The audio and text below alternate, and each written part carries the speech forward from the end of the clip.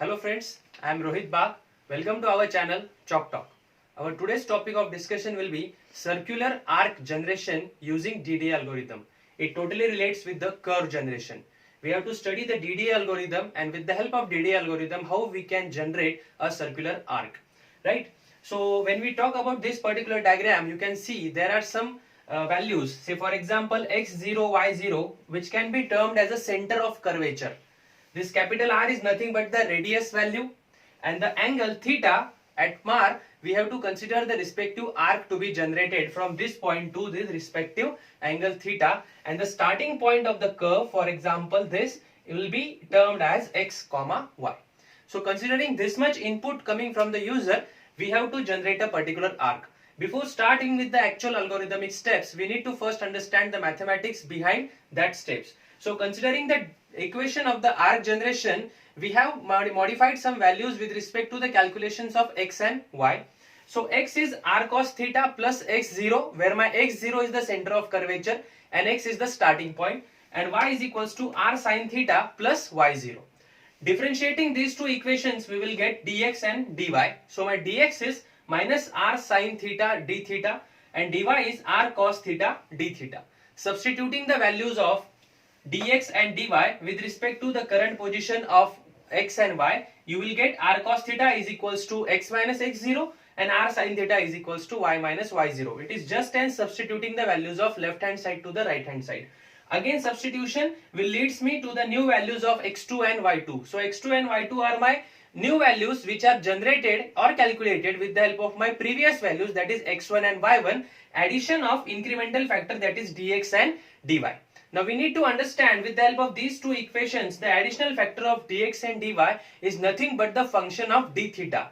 So that's why the calculation of d theta is more important, and it should be very much minimum, so that the distance between the two pixels will be very less, and then we can connect those two pixels with the help of single line generation. So the formula for calculating the d theta will be minimum value, either it will be 0.01 or the calculation of this particular equation, which totally depends upon the current position of x and y and the curvature value, that is x0 and y0, which is termed as the center of curvature.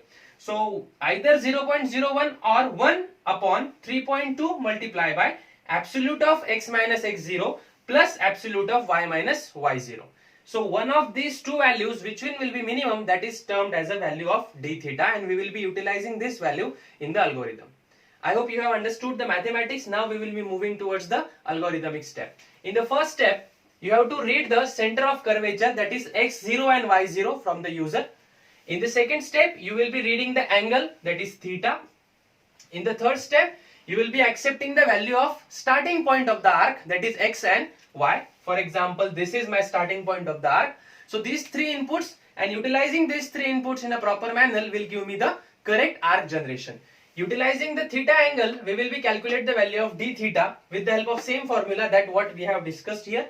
So minimum of either 0.01 or 1 upon 3.2 multiplied by absolute value of x minus x0 plus absolute value of y minus y0. Now we have the values of xy, we have the values of x0 and y0, so that accordingly that we can calculate the value of d theta. Once your value of d theta is there, that will be considered as an incremental factor from one pixel to another pixel. Now we take another variable for the movement, that is angle, which will be initialized to 0, and then we will utilize this for condition checking. So in the sixth step, I will be checking the condition whether my angle is less than theta. Whatever the theta is calculated, that is less than the respective value of angle. Then I am plotting the current position. New x will be calculated, that is x minus y0 multiplied by d theta, that is incremental factor.